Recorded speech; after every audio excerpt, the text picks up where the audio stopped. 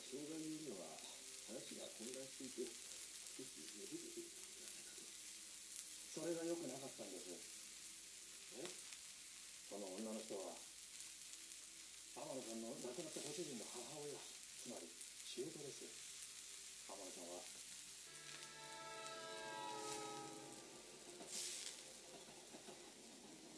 私は怒りの告発をしました。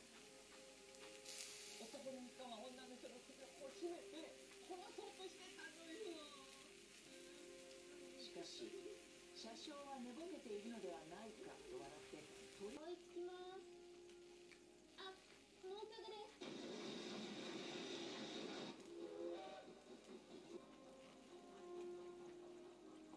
3日前にここで男が女の人の首を絞めてたのね。そう。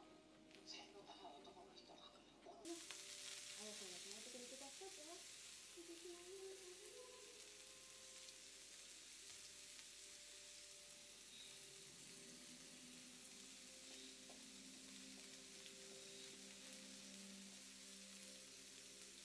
しい家政婦さん、あの時は1日いくらで契約対価というかお金はお支払いしませんので、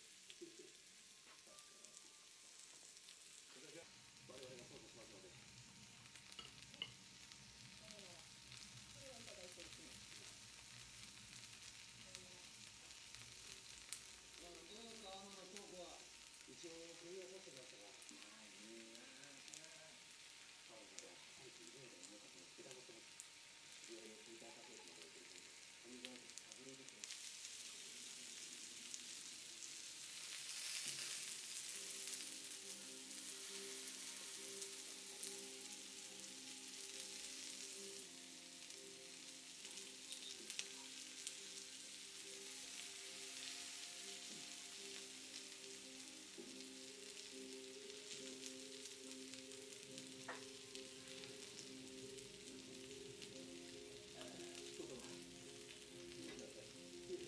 どきなさい。